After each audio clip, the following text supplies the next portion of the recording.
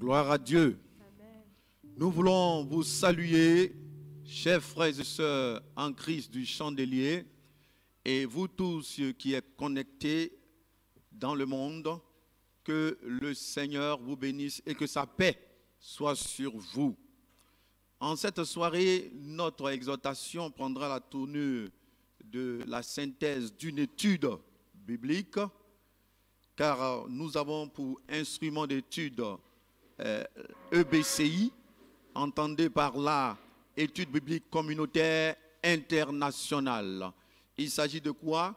D'une étude systématique de la Bible. Vous étudiez personnellement la Bible pendant 5 jours à travers des questionnaires dans cet outil. Et puis le 6e jour est appelé jour de classe. Chaque groupe, ce qui signifie que vous appartenez à un groupe, se rassemble dans la classe pour partager encore la même parole avec les mêmes questions. Puis nous faisons la synthèse. Nous croyons qu'avec le confinement, la parole est donc à sa place et que dans vos maisons, dans vos familles, vous étudiez déjà EBCI. Et c'est d'ailleurs le meilleur moyen d'étude de la Bible en ces temps de crise. C'est pourquoi ce soir, nous venons pour vous apporter la synthèse. En principe, nous sommes au chapitre 18, leçon 11. Mais pour ce qui est de la synthèse, nous ferons la synthèse de la leçon 10, chapitre 17 de Genèse. Donc EBCI, au travers de ce livret que voici que je vous présente, pour vous qui ne connaissez pas, nous vous présentons cela, mais vous serez, n'est-ce pas, vous bénéficierez de l'exhortation que nous apporterons maintenant. Alors donc soyons attentifs. Je lis Genèse chapitre 17. Il est dit ceci: lorsqu'Abraham fut âgé de 99 ans, l'Éternel apparut à Abraham et lui dit: je suis le Dieu Tout-Puissant, marche devant ma face et sois intègre. J'établirai mon alliance entre moi et toi et je te multiplierai à l'infini. Abraham tomba sur sa face et Dieu lui parla en disant: voici mon alliance que je fais avec toi, tu deviendras père d'une multitude de nations. On ne t'appellera plus Abraham, mais ton nom sera Abraham, car je te rends père d'une multitude de nations. Je te rendrai fécond à l'infini, et je ferai de toi des nations, et des rois sortiront de toi. J'établirai mon alliance entre moi et toi, et tes descendants après toi, selon leur génération. Ce sera une alliance perpétuelle, en vertu de laquelle je serai ton Dieu, et celui de ta postérité après toi. Je te donnerai et à tes descendants après toi le pays que tu habites comme étranger, tout le pays de Canaan, en possession perpétuelle, et je serai leur Dieu. Dieu dit à Abraham: toi tu garderas mon alliance, toi et tes descendants après toi selon leur génération. C'est ici mon alliance que vous garderez entre moi et vous, et ta postérité après toi. Tout mâle parmi vous sera circoncis. Vous vous circoncirez et ce sera un signe d'alliance entre moi et vous. À l'âge de 8 jours, tout mâle parmi vous sera circoncis, selon vos générations, qu'il soit né dans la maison ou qu'il soit acquis à prix d'argent, de tout fils étranger sans appartenir à ta race. On devra circoncire celui qui est né dans la maison et celui qui est acquis à prix d'argent. Et mon alliance sera dans votre chair une alliance perpétuelle. Un mâle incirconcis qui n'aura pas été circoncis dans sa chair sera exterminé du milieu de son peuple. Il aura violé mon alliance. Dieu dit à Abraham: tu donneras plus à Saraï, ta femme, le nom de Saraï, mais son nom sera Sarah. Je la bénirai et je te donnerai d'elle un fils. Je la bénirai et elle deviendra des nations. Des rois, des peuples sortiront d'elle. Abraham tomba sur sa face et rit, et dit en son cœur: naîtrait-il un fils à un homme de 100 ans, et Sarah âgée de 90 ans enfantera-t-elle? Et Abraham dit à Dieu: oh, qu'Ismaël vive devant ta face. Dieu dit: certainement, Sarah ta femme t'enfantera un fils, et tu l'appelleras du nom d'Isaac. J'établirai mon alliance avec lui comme une alliance perpétuelle pour ta postérité après lui. À l'égard d'Ismaël, je l'ai exaucé. Voici, je le bénirai, je le rendrai fécond et je multiplierai à l'infini. Il engendrera 12 princes et je ferai de lui une grande nation. J'établirai mon alliance avec Isaac que Sarah t'enfantera à cette époque de l'année prochaine. Lorsqu'il eut achevé de lui parler, Dieu s'éleva au-dessus d'Abraham. Abraham prit Ismaël son fils, tous ceux qui étaient nés dans sa maison et tous ceux qu'il avait acquis à prix d'argent, tous les mâles parmi les gens de la maison d'Abraham, et il les circoncis ce même jour selon l'ordre que Dieu lui avait donné. Abraham était âgé de 99 ans lorsqu'il fut circoncis. Ismaël son fils était âgé de 13 ans lorsqu'il fut circoncis. Ce même jour, Abraham fut circoncis ainsi qu'Ismaël son fils et tous les gens de sa maison, nés dans sa maison ou à qui a pris d'argent des étrangers, furent circoncis avec lui. Que Dieu bénisse sa parole. Le thème de cette méditation de cette semaine donc, est le signe de l'alliance au chapitre 17, leçon 10. Après la naissance d'Ismaël, 13 années se sont écoulées. 13 années se sont écoulées. Et dans le désespoir, Dieu donc apparaît à Abraham à 99 ans. Dieu se révèle à lui. En se révélant donc à Abraham, cela donc va impliquer, cette révélation implique 5 éléments qui ont caractérisé cette étude que nous avons eue à la maison et que nous voudrons vous donner comme synthèse. 5 éléments qui ont caractérisé l'apparition de Dieu ou la révélation de Dieu à Abraham. Il était donc à sa 5e apparition de Dieu depuis que Dieu lui était apparu dès les premières fois. La 5e donc apparition ou révélation. La révélation ou apparition de Dieu est l'élément premier que nous allons voir. C'est la 5e apparition, comme je le disais, depuis que Dieu s'était révélé à Abraham et à Saraï. Et il y a maintenant 24 ans de cela, la promesse, depuis que Dieu lui avait fait cette promesse originelle. La révélation ou apparition de Dieu à l'homme est courante dans la Bible, dans la relation de Dieu avec l'humain en général et de Dieu avec son peuple en particulier. Dieu étant esprit invisible, la révélation est le moyen par lequel il passe souvent pour se faire connaître à l'homme. Pour se faire connaître à l'homme. Pour révéler à l'homme ses desseins, ses intentions. Également pour encourager, fortifier, exhorter son peuple. Nous pouvons le voir en Apocalypse, en Apocalypse, quand le peuple de Dieu traversait une persécution. Dieu s'est révélé à ce peuple pour l'encourager, pour le fortifier, pour lui démontrer qu'il est encore au contrôle, qu'il est au milieu de son église. Donc les révélations sont souvent importantes en temps de crise. En Ézéchiel également, chapitre 37, nous voyons le peuple qui était désespéré et Dieu se révèle à son prophète Ézéchiel pour dire à ce peuple, pour répondre aux préoccupations du peuple qui se disait qu'il était perdu, ses ossements, ils étaient comme des ossements desséchés. Dieu leur donne de l'espérance. Alors, ma prière en ce soir, c'est que Dieu se révèle à toi. Toi qui ne le connais pas encore, tu as besoin de faire sa connaissance afin que tu expérimentes son amour. Mais encore, ma prière aussi, c'est pour que Dieu se révèle au monde entier, qu'il se révèle à son peuple en ces temps difficiles que nous connaissons au travers de cette pandémie de la coronavirus, n'est-ce pas, Covid-19, 2019. Nous avons besoin que Dieu se révèle à nous, qu'il parle, qu'il nous donne ses directives, qu'il nous donne la porte de sortir. Alors, il s'est révélé à Abraham. Et cette fois-ci, il le fait sous le nom du Dieu Tout-Puissant.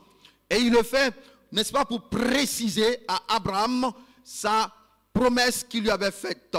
Il se révèle comme le Dieu Tout-Puissant, celui à qui rien n'est impossible. En hébreu, El Shaddai. Abraham avait alors 99 ans et Sarah 89 ans. cela est évocateur. Oui, cela est évocateur, car pensons à la manière dont Dieu s'est révélé à Abraham. Il se réfère à lui-même en tant que El Shaddai. Une combinaison de puissance et de souveraineté. Quelle merveilleuse description de Dieu. Il est capable de répondre à tous nos besoins. Tous nos besoins. Il est capable de répondre aux besoins de son bébé. Nous sommes ses bébés. Il est puissant, il est éternel et capable de répondre, bien-aimé, à tous nos besoins, nos conforts, nos soins, n'est-ce pas? Et nos nourritures. Dieu est capable de répondre. Notre besoin de santé en ces moments de pandémie, Dieu est capable de répondre, car il est tout suffisant et tout puissant. Il est aussi ferme et il est stable. C'est un Dieu en qui vous pouvez faire confiance. Faisons confiance en notre Dieu dans ces temps difficiles. Nous pouvons croire en Dieu et agir en conséquence. Bien-aimés frères et sœurs, oui, notre Dieu est El Shaddai, il est tout-puissant. Et c'est de cette forme que Dieu s'est révélé à Abraham. Et le contenu de la révélation. Quel est donc le contenu de cette révélation? Comme nous l'avons dit, 5 éléments. Premièrement, Dieu renouvelle son alliance avec Abraham. Il renouvelle son alliance avec Abraham, une alliance générationnelle. Car il dit, je te bénis, je tisse mon alliance avec toi et avec ta descendance. Une donc alliance générationnelle. Aujourd'hui, les hommes tissent des alliances, des pactes avec des démons, avec des fétiches, avec des forces maléfiques et ainsi ils nuisent à leur propre vie, ils nuisent à leur famille, ils nuisent à la société, ils nuisent même à leur descendance. Mais Dieu t'invite à faire alliance avec lui. Lui est le véritable. Et la véritable alliance que nous pouvons tisser, c'est avec le véritable Dieu, le tout-puissant Dieu, celui qui est assis là-haut, celui qui donne la vie, celui qui t'a donné la vie, celui qui est capable d'ôter la vie. Et c'est avec lui que nous devons, n'est-ce pas, être en alliance. C'est pourquoi il a donné son fils Jésus qui est mort pour nous à la croix. Son sang qui est versé nous permet de lier avec lui une alliance. Et c'est le sang de Jésus qui nous introduit dans l'alliance avec notre Dieu. Dieu fait donc alliance avec Abraham et avec toute sa descendance. Et Dieu t'invite toi aussi à faire une alliance avec toi et avec ta descendance, n'est-ce pas, pour une vie abondante et un monde meilleur. Deuxième élément, compte tenu de la révélation, Dieu demande à Abraham de marcher devant sa face et d'être intègre. Marcher devant sa face et d'être intègre, c'est-à-dire totalement consacré à l'accomplissement de sa volonté. Totalement consacré à l'accomplissement de sa volonté. Ajouter à sa foi de l'obéissance. Abraham doit ajouter à sa foi de l'obéissance. Oui, il a cru. Et parce qu'il a cru, cela lui fut imputé à justice. Et parce qu'il a cru, donc en Dieu, maintenant Dieu se révèle à lui et lui fait de grandes promesses. Pour entrer dans ces promesses, il lui faut de l'obéissance. Il lui faut de l'obéissance. Si tu veux voir la gloire de Dieu, bien-aimé, marche devant la face de Dieu dans l'obéissance, dans l'intégrité. Marche devant la face de Dieu. Troisième élément, compte tenu de la révélation de Dieu, Dieu change le nom d'Abraham. Il change le nom d'Abraham et il change le nom de Saraï, son épouse, parce qu'il passe à une nouvelle, n'est-ce pas, relation avec Abraham. Il va plus loin dans sa relation, du moins avec Abraham. Abraham qui était donc le père élevé, ce que signifiait son nom, Abraham, père élevé, il devient Abraham, qui signifie père d'une multitude. Dieu veut le bénir à l'infini, alors il lui donne un nom nouveau, et ce nom, père d'une multitude, afin qu'Abraham soit béni d'une multitude d'enfants. Et à Saraï, Dieu donnera le nom de princesse, Sarah, princesse, ce qui met en évidence sa position de mère. Des nations et des rois, n'est-ce pas, devraient naître en elle. Oui, les croyants en Christ aussi portent un nom nouveau. Car si quelqu'un est en Christ, la Bible dit qu'il est une nouvelle créature. 2 Corinthiens chapitre 5, verset 17. Les choses anciennes sont passées et voici toutes choses sont devenues nouvelles. Oui, n'est-ce pas, nous sommes devenus de nouvelles créatures et nous sommes les rachetés de Dieu. Le nom nouveau qui nous a été donné, rachetés de Dieu. Car nous étions vendus comme esclaves sur la place publique du marché. Oui, par le péché, mais désormais par le sang de Jésus, nous avons été rachetés par ce sang précieux et nous sommes appelés rachetés de Dieu. Et dans le ciel, en Apocalypse, il a dit, Dieu donnera une pierre et un nom nouveau à celui qui recevra, n'est-ce pas, cette pierre. Lui seul connaîtra le nom nouveau que Dieu lui donne. Dieu nous donne un nom nouveau dans le ciel. Troisième élément ou troisième implication de la révélation, Dieu commande à Abraham et à sa descendance la circoncision. Et tout mâle né dans la maison d'Abraham ou tout mâle à qui a pris d'argent comme signe ou marque extérieure de l'alliance ou le sceau, si vous voulez, de l'alliance de Dieu avec Abraham et sa descendance, dès l'âge de 8 jours, un enfant qui a déjà 8 jours de sa maison devait être circoncis dans la chair. C'était un signe ou une marque de Dieu et Dieu lui-même comme leur Seigneur. Deuxièmement, c'était le sceau de la justice qu'il avait reçu par la foi.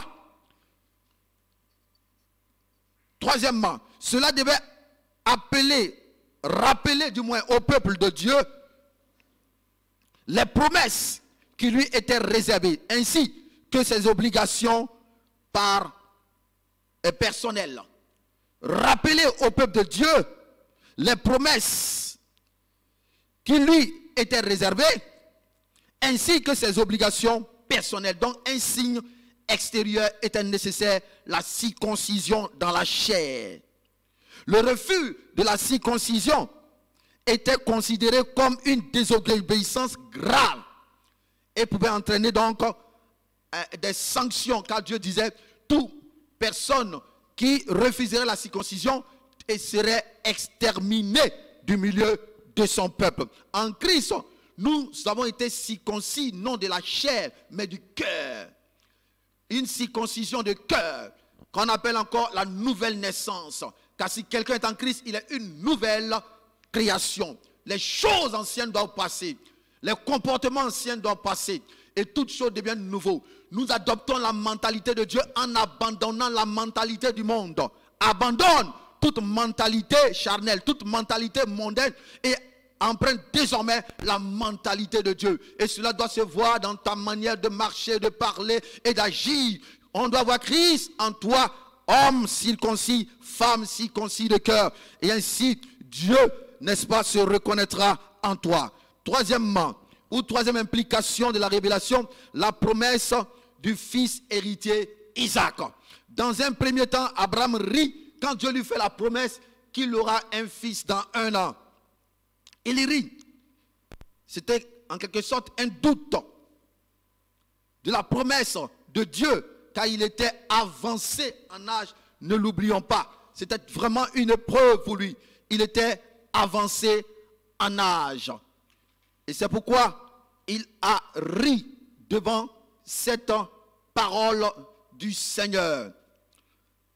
Cependant, quoique Abraham ait ri, Dieu va certifier, il va lui certifier qu'effectivement, dans 1 an, il naîtrait de lui un fils. Et Abraham a cru. Il croit finalement.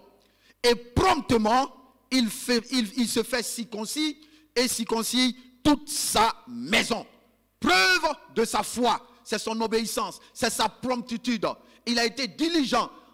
Dès qu'il a reçu la parole du Seigneur et qu'il a cru, alors Abraham a marqué cela par son obéissance en faisant circoncis toute la maison. Son obéissance est une preuve de sa foi. Si nous croyons en Dieu bien-aimé et en ses promesses, nous devons le témoigner par notre promptitude à lui obéir. Soyons obéissants, bien-aimés à notre Dieu. C'est en cela qu'il saura que nous croyons en lui. La Bible dit, si vous m'aimez, gardez mes commandements. Si vous m'aimez, gardez mes commandements. Bien-aimés, que retenir donc de cette synthèse de cette soirée. Nous retiendrons de cette synthèse que Dieu fait une apparition à Abraham. Et cette apparition, Dieu le fait pour, n'est-ce pas, renouveler son alliance avec Abraham, annoncer la naissance d'un fils. Et cette naissance de ce fils, cette alliance impliquait, n'est-ce pas, que Abraham ait un nom nouveau, que Abraham marche devant la face de Dieu, que Saraï ait un nom nouveau. Et bien aimé, nous pouvons retenir en ce soir qu'il faut croire en Dieu, certes, mais il faut obéir pleinement à sa parole. C'est en cela qu'on reconnaîtra que nous avons cru et que le Seigneur nous bénisse. Si vous avez des questions, chers frères et sœurs, alors vous pouvez nous les faire parvenir au travers de notre WhatsApp, n'est-ce pas, notre plateforme WhatsApp. Vous pouvez le faire parvenir à la plateforme WhatsApp des responsables. Et nous pourrons ainsi apporter quelques clarifications à vos préoccupations. La semaine prochaine, certainement, nous aurons la leçon numéro 11, Genèse chapitre 18, que vous méditerez à la maison toute cette semaine et que Dieu vous bénisse. Nous allons prier pour la bonne parole de Dieu. Seigneur notre Dieu, nous voulons te prier pour ton peuple qui a reçu cette parole. Donne-nous d'imiter la foi de ton serviteur Abraham qui a su attendre. Et notre Dieu, dans cette longue attente, tu t'es révélé à ton serviteur et tu as tissé une nouvelle alliance avec lui. Et je prie que quelqu'un qui est derrière notre Dieu, oh Jésus-Christ, l'écran, de l'autre côté du monde, qui veut tisser une alliance avec toi maintenant, exauce sa prière, touche son cœur, révèle-toi à lui et amène-le à te connaître pleinement, à demeurer dans ta parole, à marcher devant toi, devant ta face et à marcher dans l'intégrité. Je prie que ton peuple dans ces moments difficiles marche dans l'intégrité. Oh Dieu, que tu te révèles à nous en ce temps de crise. Nous avons besoin de tes directives, de voies à suivre. Ta parole nous révèle, n'est-ce pas, tes directives nous révèlent tes pensées, tes desseins. Je prie que cette parole soit entendue et reçue de tous les cœurs. Au nom de Jésus-Christ, nous t'avons prié. Sois béni et sois glorifié. Merci Seigneur. Amen. Et que le Seigneur vous bénisse.